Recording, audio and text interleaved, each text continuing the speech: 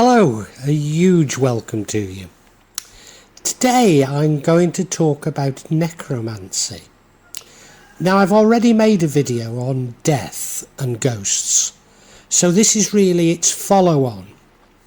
That was made at the start of Ramadan, when we visit the graves of our ancestors, whereas this was recorded at the end of Ramadan, when we do the same.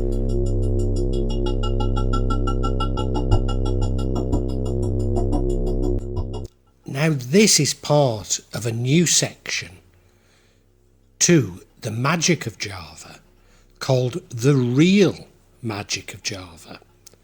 In this new section, I'm going to focus on real people performing what they believe to be real magic in Java. I'll attempt to explain some of the elements of this Javanese magic, particularly what I describe as the Kejawen elements. However, I need to warn you that inevitably my explanations will be partial. Maybe sometimes some elements of what I say will be incorrect, for which I profusely apologise. But this reflects the oral tradition of magic in Java, the mystery, and at times, I have to admit, subterfuge surrounding the practice of magic in Java. Please accept my apologies, but I do hope you enjoy this new section. Now, in my book, which is on this channel, the audio channel, the first book, so chapter 10 of the first book, which is 1.10, chapter name, I Saw My First Ghost, I explain about my experiences of ghosts and necromancy. But to cut a long story short, I was introduced to the world of the dead by the ghost of an Indonesian soap opera star. He showed me that if you're open to it, you can see the dead everywhere. In fact, there are far more dead to be seen than there are living. I then met with what I believed to be a Chinese ghost and was convinced that Indonesian black magic was just about necromancy and ghostly possessions. The dukuns used the dead to do their bidding. The ghostly possessions was how they harmed people. The ghosts pretended to be jinns, demons, dragons, etc. In contrast to what many Muslims and Western occultists believe, i.e. that jinns pretend to be the ghosts of the dead. I now know this to be a gross oversimplification. I'm convinced that we create our reality with God via our consciousness. But that consciousness is linked to the consciousness of everything God created, be it animals, plants, rocks, the dead, mystical creatures. Therefore, whatever we believe influences our universe. So the materialist science will find evidence of only the material world via the scientific method and be convinced that that's all there is. But if we believe in ghosts, we can feel their consciousness. Maybe we can hear them and even see them, or at least sometimes. I should say, or maybe warn, that I refine my views very regularly, and since Ramadan I'm more interested in spiritual and scientific explanations than the paranormal. And now, I don't want to sound like I'm endorsing the abuse or disrespect of the dead, but I am going to explain about the practice of necromancy in Indonesia. But the warning, I suppose, is that such practices do lead to bad karma, and 7 generations of bad karma for you and your ancestors. Now, cemeteries are believed to be auspicious places, but in my experience, they're at the most simply places of rest for the dead. More likely, they're something simply with an association with the dead person.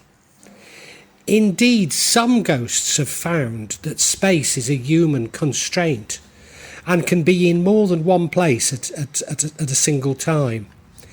Anything that they knew of in life or have a connection with through an old friend or an ancestor, they can be there, even though that may be thousands or tens of thousands of miles away from where they're buried or where they lived.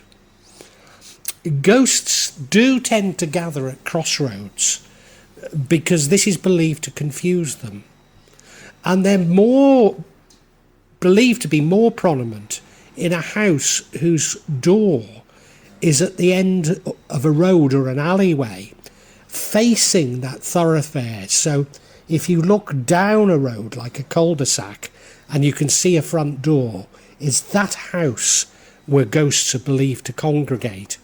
And in Indonesia, this is known as tusuk sate, after the sticks that satay is skewered on. Despite me having said this, both in the West and in Indonesia, rituals are performed in cemeteries. There is the belief in Indonesia that if you make love in a cemetery and a pregnancy results, then that child will belong to a ghost. Graves of ancestors, famous people, and especially saints, known as the Wali Songo, are venerated in Indonesia, despite the majority of people being Muslim. It's certainly true that dukun in Indonesia do use the dead to do their bidding, or at least they believe that that's what they do.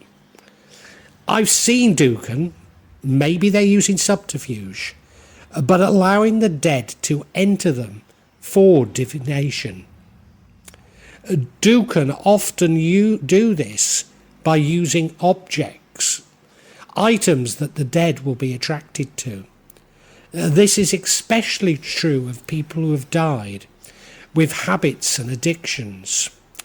So non-psychoactive opium is regularly burned by dukun, and old brands of cigarettes sell for a lot of money. An alternative is to use a frankincense cigarette. And I've seen dukun who are non-smokers chain smoke when they're in a possession or trance. Gondo Mayit, which is shown on the title page, literally means the smell of death, and is burnt to invoke. I personally don't believe it works, and that's because ghosts don't like strong smells, and it's better to bathe, especially in flowers, and not to eat garlic, and to burn sweet smells like sandalwood or jasmine when invoking. As with everything paranormal, salt will normally clear a place or an object of ghosts. I should add, like everything, the dead are neither good nor bad and contain both elements. Although someone who is driven by power or money in life will be when they are dead. Nevertheless, I find most to be very friendly, happy to speak to me, and often try to enlist me to help their ancestors. I've also heard dukuns speak as though they were actually a dead person. Nevertheless, in my experience, the dead are often no better informed than the living and constrained by their beliefs on earth. Although certainly some have worked out that time is a human constraint and therefore can see some parts of the future, especially related to ancestral karma. But they are constrained by their culture and may not be able to communicate in a way that the living can understand. Although dukun often communicate in ancient Javanese, ghosts actually communicate by telepathy, so language itself is not a constraint. Often possession of body parts of the dead are used to evoke them. As sperm is believed to be the unborn child, it is often used in similar ways. So one way of using a Pasugian spell, which is offering to kill others, largely through magic, to bring wealth, is to use the head of a dead baby placed outside the post of one's house, or buried by one's house, or the head of a dead virgin girl. I've spoken to ghosts who confirm that they have been commanded to do something by the dukun, but now find that treating them with compassion will break this bond. I used to believe that ghosts could be commanded by other ghosts, but now see this as man's obsession with creating hierarchies, although certainly some ghosts are frightened of others. I've also seen some people who believe they're possessed by ghosts and certainly behave like this is the case. Indeed, outbursts of crying out and strange behaviour attributed possession are common in Indonesia, often shortly after someone has died, and often this leaves all on its own. Now, often the ghosts that the dukun call upon are famous people, especially national heroes. But I know that we have much stronger bonds with our own ancestors, and that's through an extension of telepathy. I'm not going to explore ancestor worship to any degree in this video, but this is about those strong bonds. Some believe that they also hold power over the ghosts of those that they have killed, especially by black magic. Raising the dead is something one hears about in the West and indeed in Indonesia. But I'm personally uncertain if this is any more than subterfuge. Although a dukun certainly can bring a smell, a sound, or a vision associated with a dead relative or dead friend, somebody that you knew, into one's mind. As I've explained in Dead and Ghosts, Indonesians believe in ideal types, you might want to call them archetypes of ghosts.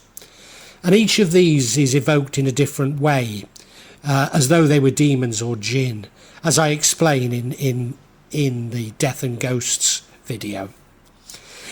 In that video I also talk about a toil, and a toil is one of these ideal types. And it's used to steal wealth, or in particular money or gold. Traditionally, this was the body of a dead baby, and bodies of dead babies were kept in jars for this purpose. Later, and probably still are, the aborted fetuses are used. Although now a statue is much more common. Nyalaling tapan fasting. Somebody digs their own grave in a cemetery and remains in it up to their neck for 24 hours without food or water. This enables them not only to commune and command with the dead, but to become dead themselves, while allowing ghosts to enter and possess them. Once a devotee has done this, death will no longer hold any mysteries, but is something familiar, inevitable and close. Some dukuns are even believed to be able to kill themselves and return from life a few days later. Not so much as the sort of zombies of voodoos, but simply a dukun who has massively increased powers. The kris, the knife, that's one of the most important objects in Kejawen. These are believed to be possessed by the dead, especially the dead who have been victims of the knife. And you can tell this because of near the handle of the knife Sorry, at the tip of the knife, it'll be blackened. Silat, a martial art practiced in Indonesia, calls upon the dead to bring their fighters superhuman powers.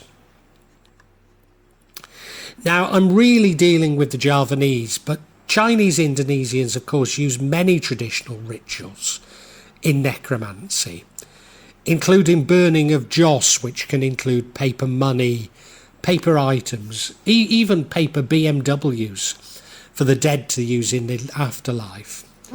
They also very commonly leave out offerings of food and water for the dead.